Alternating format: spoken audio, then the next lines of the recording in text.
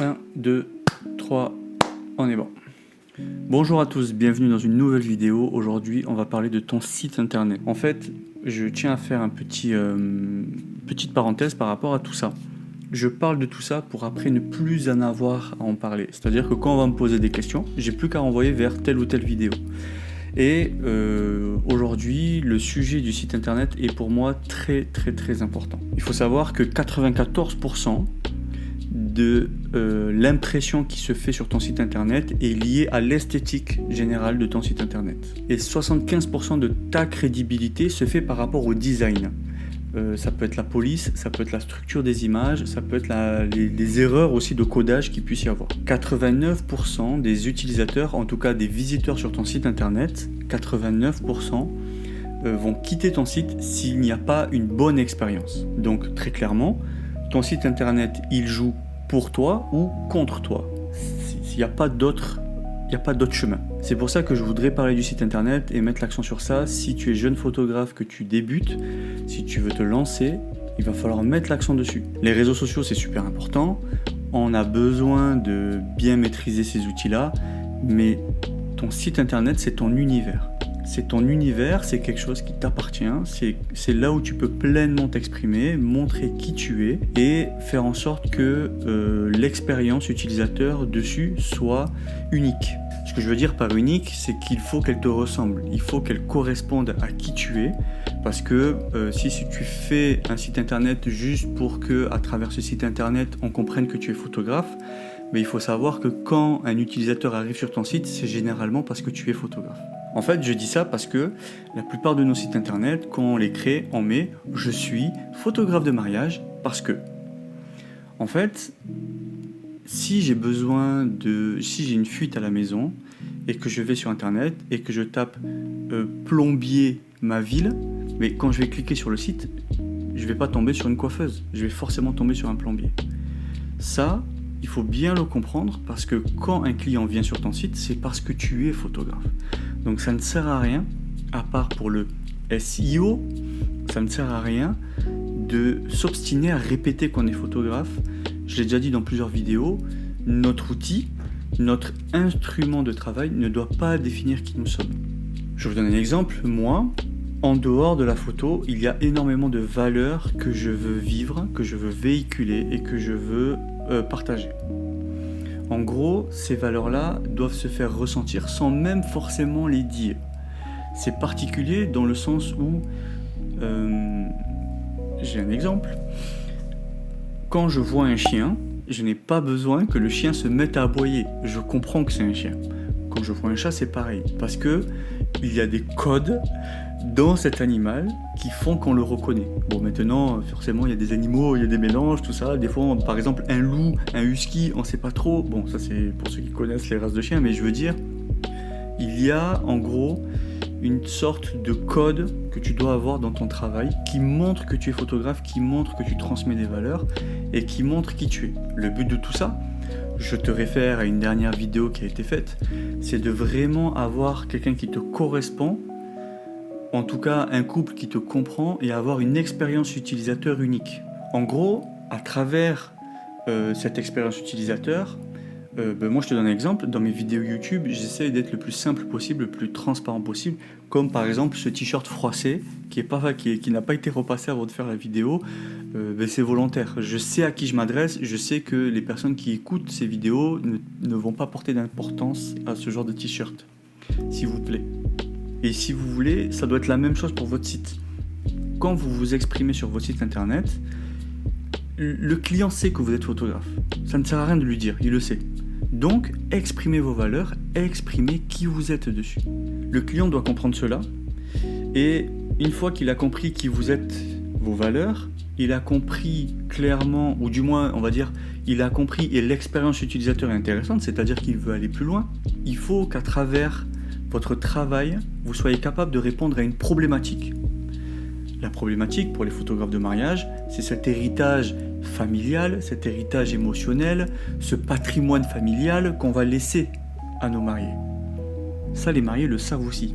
C'est-à-dire que si tu es photographe de mariage, c'est pour que derrière tu vas leur léguer des photos Et ces photos que tu vas leur léguer feront leur patrimoine émotionnel, leur patrimoine familial. Ce sont des choses que le client sait déjà. Si je veux un photographe, c'est justement pour garder des photos toute ma vie et les transmettre à mes proches après. Ou ne serait-ce que me les garder à moi et les montrer à mes enfants. Ça ne sert à rien de parler de ça sur son site internet. Ce que je veux dire, c'est pas qu'il ne faut pas en parler, mais il ne faut pas insister dans cette approche-là. Vous pouvez parler par exemple que leurs photos seront uniques, dire pourquoi elles seront uniques. Montrer votre sensibilité, ça peut être la nature, ça peut être la mode, ça peut être le sport, ça peut être les animaux, ça peut être énormément de choses, ça peut être des valeurs simples, ça peut être... en gros je parle de ça parce que quand je vois des photographes qui mettent je suis photographe de mariage parce que je suis passionné par l'amour. Je vois pas du tout ce que ça veut dire en fait. Je suis photographe de mariage. Mais oui, quand le client a cliqué, il savait que tu étais photographe de mariage. Passionné par l'amour, là vous perdez votre client. Il faut aller vers des valeurs qui vous correspondent. N'ayez pas peur d'être vous-même. En tout cas, n'ayez pas peur d'exprimer en tant que professionnel vos valeurs. Il y a une chose qui est importante, et je vais en parler prochainement, c'est de ne pas avoir peur d'exprimer vos ambitions. Exprimer ce que vous voulez vivre dans le mariage, ce que vous voulez montrer dans le mariage. Je donne un exemple me concernant. Moi, c'est très clairement expliqué dans mon mariage. C'est très clairement expliqué dans mon site internet que pour moi, le mariage, c'est pas forcément cette journée-là. Pour moi, ça ne l'est pas du tout. C'est pas cette journée-là le mariage. Pour moi, le mariage, c'est une continuité de vie qu'on a avec une personne. Par contre, cette journée-là représente énormément de choses. J'ai essayé de l'exprimer sur mon site, du moins je l'ai exprimé sur mon site avec mes valeurs.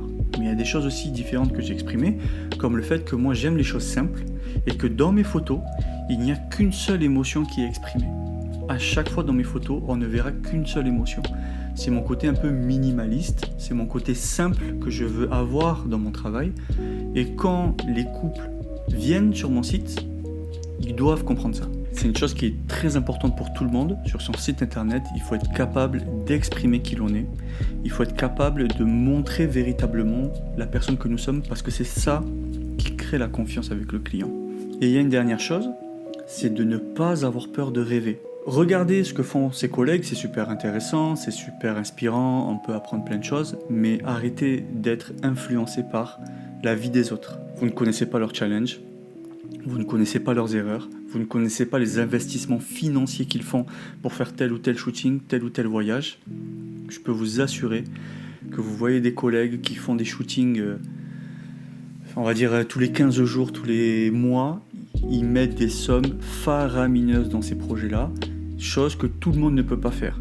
Donc n'essayez pas d'imiter ça, essayez d'être vous-même, d'aller dans la direction et d'investir dans cette direction-là, dans cette direction qui vous correspond, mais n'ayez pas peur de l'exprimer sur votre site internet, clairement en fait, en étant vous-même, sans avoir honte de cela. Je vais parler dans une prochaine vidéo du syndrome de l'imposteur parce que je l'ai eu pendant longtemps, ne serait-ce que faire ces vidéos-là, pour moi ça a été une douleur, c'était vraiment difficile parce que moi derrière, après je dois me regarder... pendant le montage, là, je dois regarder ma tête, je vois tous mes défauts, tout ce qui va pas, et ça m'a beaucoup appris dans le sens où voilà, c'est ça le problème. J'ai appris à m'aimer tel que j'étais, malgré mes défauts, malgré toutes les imperfections que je suis, et c'est pour ça que j'ai fait ces vidéos-là, parce que je me rends compte que dans l'industrie du mariage, il y a beaucoup trop de paraître, il y a beaucoup trop de personnes qui veulent montrer que le beau, que l'élégant, et qui ne veulent pas montrer l'envers du décor. Cette chaîne, c'est vraiment fait pour ça, en tout cas j'essaye, et d'encourager les jeunes photographes à ne pas reproduire les erreurs que j'ai pu faire, ou à ne pas reproduire ce qu'ils voient autour d'eux, parce que c'est pas forcément ça qui marche. Cette vidéo s'arrête là, j'espère qu'elle va t'aider pour réfléchir un peu à ton site internet, le revoir, le changer. Ne t'inspire pas forcément de mon site internet, tu peux aller le voir si tu veux, il n'y a pas de problème, mais ça ne doit pas être une source d'inspiration. Concentre-toi sur ce que tu rêverais de faire comme entreprise, en tout cas dans le mariage, ou même si tu veux la développer différemment, si tu veux amener des choses différentes dans le mariage, il ne faut pas hésiter. Fonce, fais des photos, amuse-toi et à bientôt pour une prochaine vidéo.